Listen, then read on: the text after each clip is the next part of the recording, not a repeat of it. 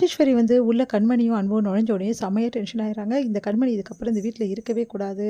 இவ வெளிய தான் இருக்கணும். எப்படி வந்து இந்த வீட்டு மருமகள அவ கை நீட்டி அடிப்பா? அவ்வளோ திமிரா அவளுக்கு அப்படின்னு சொல்லிட்டு செமையா பிரச்சனை பண்றாங்க. எவ்வளோ சொன்னாலும் வந்து கேட்கவே மாட்டேங்கிறாங்க. அன்பு மாதிரியே வந்து எதையுமே புரிஞ்சுக்காம ஓவரா பண்ணிட்டுருக்காங்க. இத பார்த்து அன்புவே டென்ஷன் ஆயிடுறாரு. இங்க பாருங்க பாட்டி நான் சொல்றத கேளுங்க. உங்கள மாதிரி தான் நானும் தப்பா புரிஞ்சுக்கிட்டேன். அதுக்கப்புறம் தான் விஷயம் தெரிஞ்சோனே எனக்கே புரிஞ்சுது. நீங்க அனுப்ப வேண்டியது கண்மணி கிடையாது. இவங்க 2 பேரையும் தான் அனுப்பணும் அப்படின்னு சொன்னோனே அதிர்ச்சி அடைகிறாங்க. ஆமா, அண்ணியும் மயூரியும் சேர்ந்து தான் இந்த வேலைய பண்ணியிருக்காங்க அப்படின்னு சொல்லிட்டு நடந்த விஷயத்த எல்லாத்தையுமே வந்து அன்பு வந்து சொல்றாரு. அத கேட்டு எல்லாருமே அதிர்ச்சி அடைகிறாங்க. ச்சே!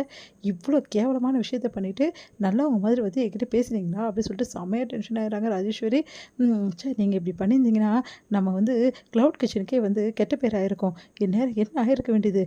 எல்லாமே வந்து பாழாயிருக்கும். இப்படி பண்ணிட்டீங்களே உங்களலாம் என்ன பண்றது? ச்சே! நீங்கலாம் ஒரு மனுஷங்களா? அப்படின்னு சொல்லிட்டு செம்மையா திட்டி விடுறாங்க. உடனே வந்து ஐய்யய்யோ! இப்படி மாட்டிக்கிட்டோமே! இவளால நாங்க ஏன் அப்படி பண்ணோம்னு தெரியுமா? நாங்க வேணும்லாம் பண்ணல. இவ பொய் சொல்றா. அதெல்லாம் உண்மை கிடையாதுன்னேன். அதெல்லாம் அங்க இருக்கிறவங்க வேடிக்கை பார்த்தவங்க எல்லாருமே சொல்லியாச்சு. அங்க இருக்க மேனேஜரும் சொல்லியாச்சு. நம்மளுக்கு ஆர்டர் குடுத்தார்ல, அவரே சொல்லிட்டாரு. இதான் நடந்துச்சுன்னு சொல்லிட்டு. இத கண்மணி மட்டும் எனக்கு சொல்லல. அப்படி சொன்னோனே, அப்படியே அதிர்ச்சியா பார்க்குறாங்க. இவ்வளோ மோசமா நடந்துட்டு இருக்கீங்க. உங்களெல்லாம் என்ன சொல்றது நானு? சரிப்பா அன்பு வேலைய போய் பாரு அப்படின்னு சொல்லிட்டு அப்படியே நழுவிடுறாங்க. இந்நேரம் அதுவே கண்மணி வந்து செஞ்சிருந்தா என்ன ஆட்டம் போட்டிருந்தாங்க. இப்ப இவங்க செய்றாங்கன்னு சொல்லிட்டு எதுவுமே சொல்லாம போயிட்டாங்க பாருங்க. அப்படின்னு சொல்லிட்டு டென்ஷன் ஆயிடுறாரு. நம்ம கார்த்தியும் கார்த்தியோட அப்பாவும். அடுத்து வந்து கண்மணி கேட்குறாங்க, சாரிங்க உங்கள நாங்க ரொம்ப கஷ்டப்படுத்திட்டேன். எல்லாருமே வந்து என்ன நெனச்சிருப்பாங்கல்ல, நான் ரொம்ப கஷ்டப்படுத்துறேன். அதெல்லாம் ஒண்ணுமே கிடையாது. நீ கஷ்டப்படுத்தல. நான் தான் கஷ்டப்படுத்திட்டேன். நான் தான் சாரி கேட்கணும். ஆனா நான் சாரி கேட்கணும்னு கூட எனக்கு தோண மாட்டேங்குது. ஏன்னே தெரியல அப்படின்ற மாரி சொல்லிட்டு போறாரு. அத கேட்டுட்டு கூடிய சீக்கிரம் கண்டிப்பா உங்களுக்கு தோணும் அன்பு அப்படி சொல்லிட்டு யோசிக்கிறாங்க இங்க கண்மணி. அடுத்து வந்து இங்க என்ன பண்றாங்க, பொன்னியும் வந்து நம்ம சக்தி வந்து அப்படியே பேசிட்டு தூங்கிடுறாங்க. அடுத்து ஐய்யயோ! டைம் ஆச்சு அப்படின்னு சொல்லிட்டு சக்தி வந்து அவசர அவசரமா கிளம்பி எல்லாமே ரெடி ஆகுறாரு. இங்க என்ன பண்றாங்க, ஷூட்டிங் ஸ்பாட்டுக்கு அவங்க வந்து ஏற்பாடு பண்ண ஆளுங்க எல்லாருமே வந்துடுறாங்க. அதே மாரி வேஷம் போட்டுட்டு அவங்க எல்லாருமே இங்க வந்துடுறாங்க. அவங்கள பார்த்துட்டு அதிர்ச்சி அடைகிறாங்க எல்லாருமே. நம்ம சக்தி என்ன பண்றாரு, அந்த பஞ்சாபி மாதிரி வேஷம் போட்டுட்டு அவங்க ஒய்ஃப் மாதிரி வந்து பஞ்சாபி ஒய்ஃப் மாதிரி வந்து நம்ம பொன்னி வந்து வேஷம் போட்டுன்னு வராங்க. அவங்க 2 பேரையும் பார்த்துட்டு இவங்க 2 பேரும் சிரிக்கிறாங்க. கண்மணி, அன்பும் இப்படி பக்காவா வேஷம் போட்டுருக்காங்க. சூப்பர் தான் உண்மையிலேயே அப்படி சொல்லிட்டு எல்லாருமே வந்து வேஷம் போட்டு என்ன பண்ணுறாங்க, அவங்கள ஏமாத்துறாங்க வந்தவங்கள.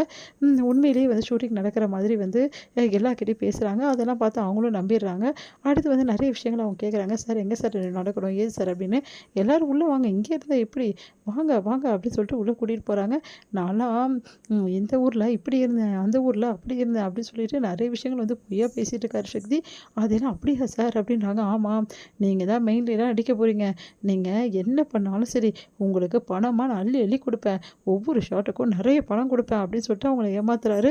அதெல்லாம் கேட்டு அவங்களும் நம்புகிறாங்க. அடுத்து அந்த ட்ராமா ஆர்டிஸ்ட் வந்து யோசிக்கிறாங்க.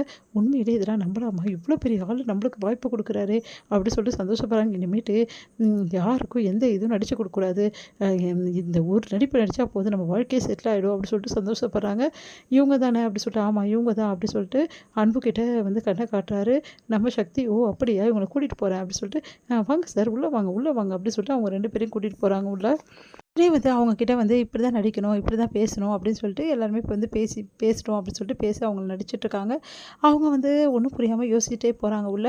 அதுக்கப்புறம் ஒரு இடத்துக்கு கூட்டின்னு போயிட்டு உள்ளே லாக் பண்ணிடுறாங்க. அவங்க வந்து திடீர்னு வந்து ஓப்பன் பண்ணுறாங்க. உடனே கேட்குறாங்க, உண்மையை சொல்லுங்கள், இப்போ நீங்கள் எங்ககிட்ட செமையா மாட்டிக்கிட்டீங்க. இப்போ உண்மையை சொல்லலை அப்புறம் அவ்வளோதான், மரியாதை எல்லாம் உண்மையை சொல்லுங்கள் அப்படின்னு அவங்க யோசிக்கிறாங்க. இப்போ சொல்ல போகிறீங்க இப்போ இல்லையா? இல்லைன்னா போலீஸில் மாட்டி விட்டுருவேன் அப்படி சொல்லிட்டு சொல்கிறாங்க. அதை கேட்டு அவங்க அதிர்ச்சி அடைகிறாங்க. எல்லா உண்மையும்